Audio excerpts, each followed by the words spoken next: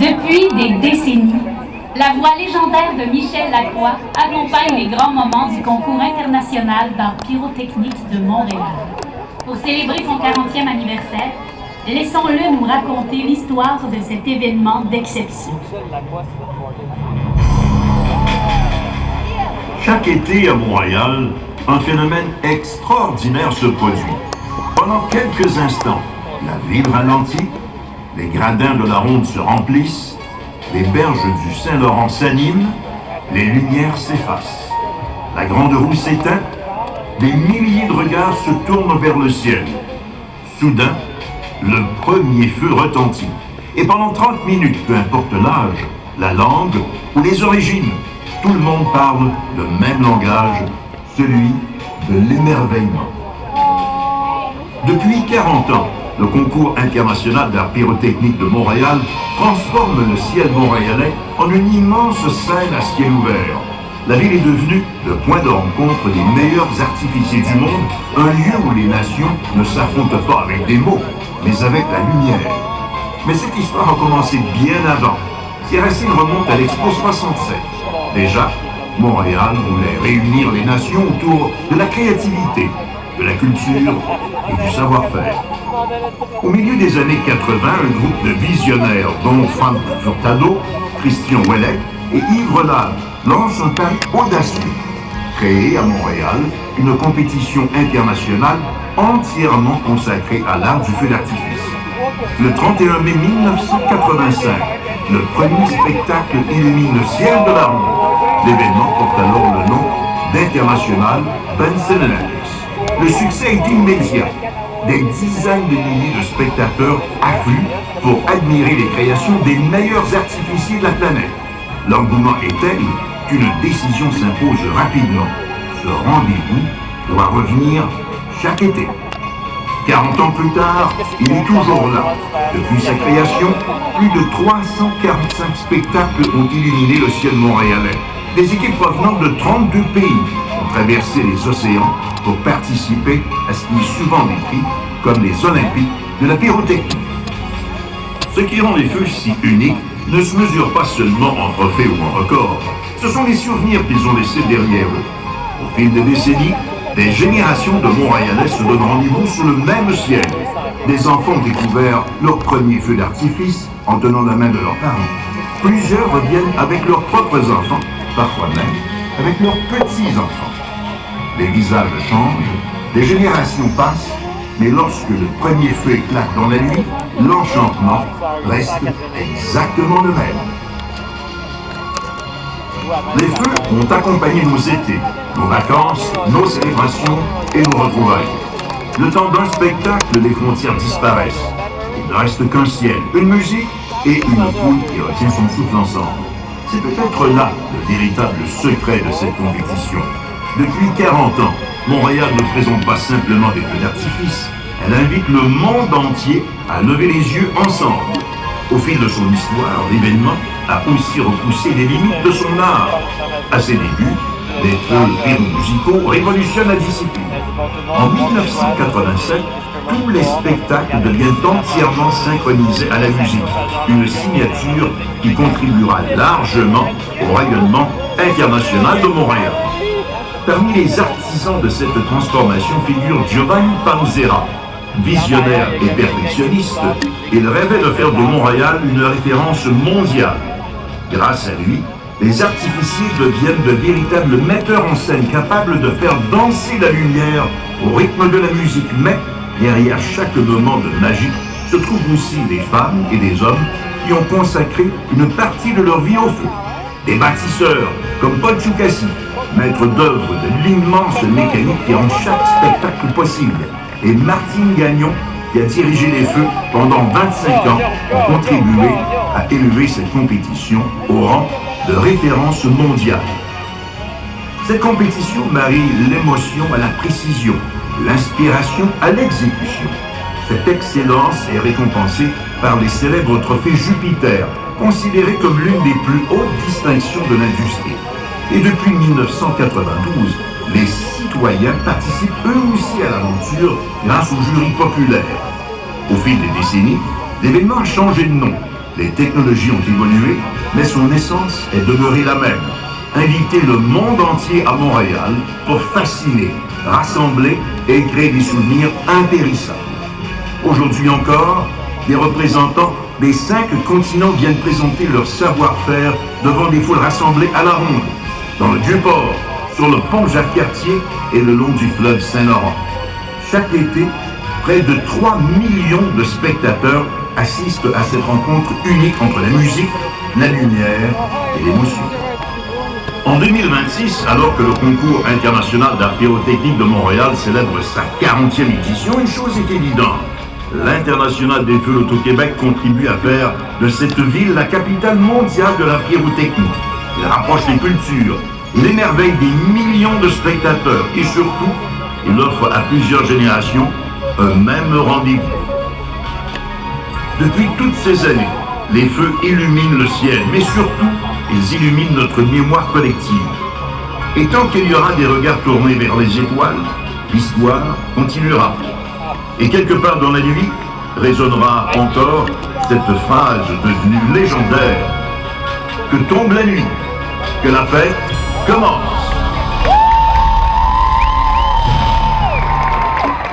Mesdames, Messieurs, Pierre Papillon vous présente ce soir 40 ans de musique.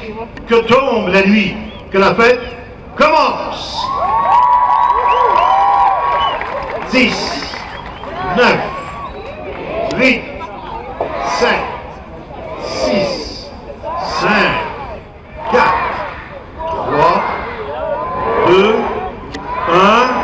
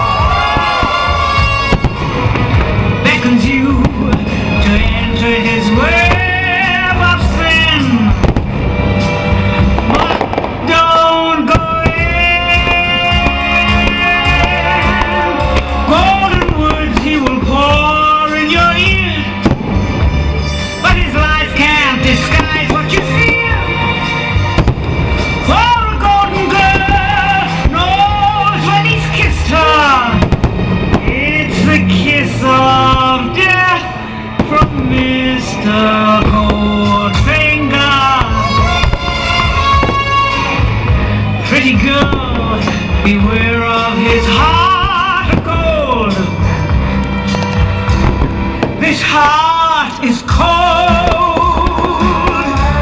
He loves only gold. Only gold. He loves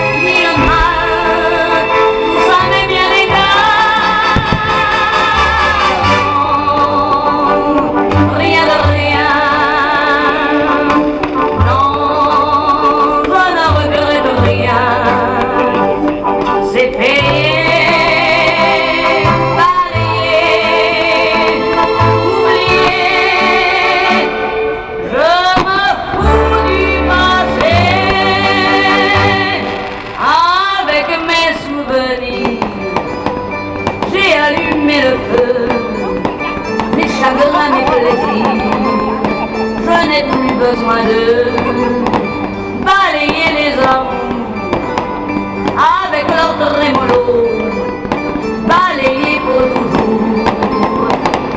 Je repars à zéro. Every night in my dreams I see you, I feel you.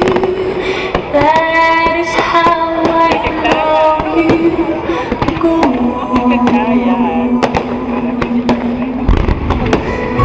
Far across the distance and spaces between us, you have come to show you. Go on. Near, far, wherever you are, I believe that the heart does go on.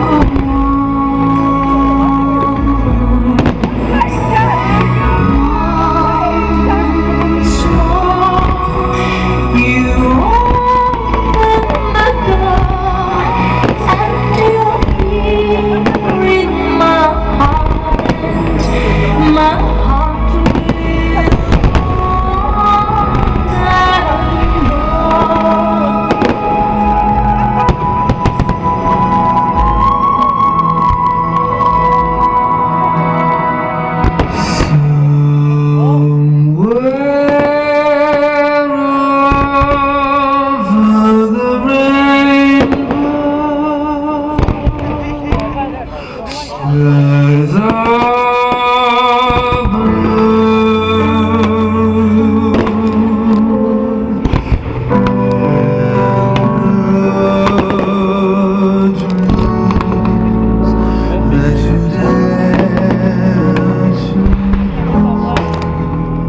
really come true.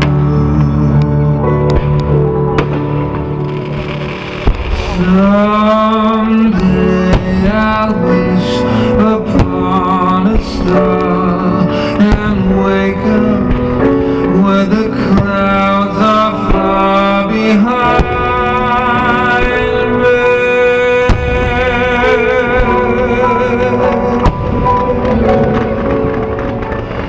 Where